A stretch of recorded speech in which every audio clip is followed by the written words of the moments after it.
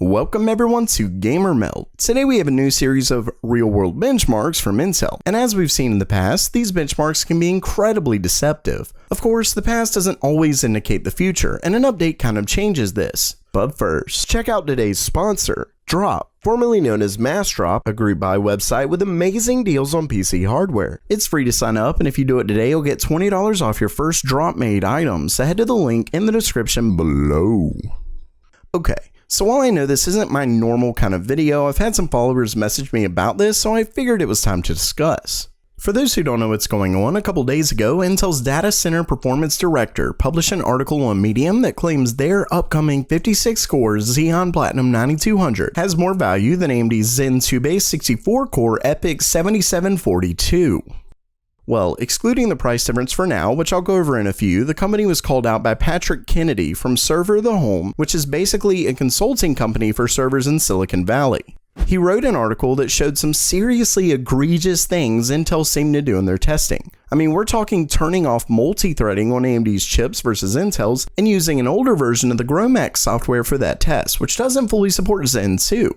Well, he's since posted a follow-up after going over some things with Intel, and they addressed some of the biggest issues. For one, Intel reran the tests on the newest GROMACS software, and according to them and Patrick Kennedy that they sent the benchmarks to, they basically got the same results. The reason for that is because Intel manually enabled the AVX2 path, which enables 256-bit support. See, that's one of the things that was changed from GROMACS 19.3 and 19.4.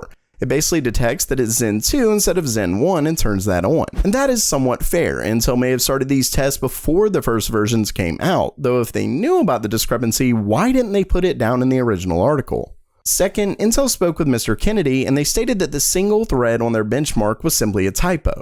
Now, this is obviously tough. I mean, that's a big mistake to make, but if they were willing to admit it before, why randomly lie about it now? I don't know.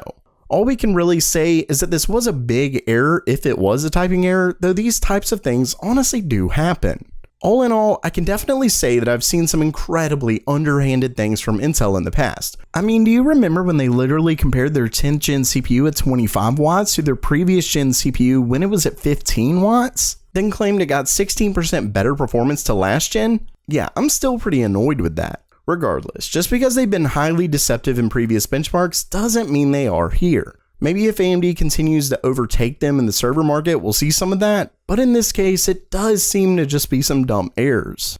Of course, no one has their newest chip to test for ourselves, but there's no real reason to assume the worst. With all of that said, if we take everything they said as true, their conclusion still seems to be a bit off. Intel claims you'll ultimately save money by needing to purchase more EPYC processors to make up for how much faster Intel's Platinum 9200 is, claiming it even makes up for AMD's lower TDP. Well, to that I say, no. I say no because AMD's EPYC 7742 costs around $7,000, and while we don't have a price on Intel's upcoming Platinum 9282, according to AnandTech, when we compare it to their Platinum 8280L, we're looking at between $25,000 and $50,000. So yeah, Intel's Xeon isn't 4 times faster than EPYC. In fact, it averages just over 30% faster, and with the TDP nearly half that of Intel's, sure you need 30% more performance, so roughly 30% more power, that's still a net negative for Intel. Plus, AMD has PCI Express 4.0, and Intel's system isn't a standard one, so I just don't see it. Maybe they'll lower the price similar to Cascade Lake X, but I doubt they could afford to lower it that much.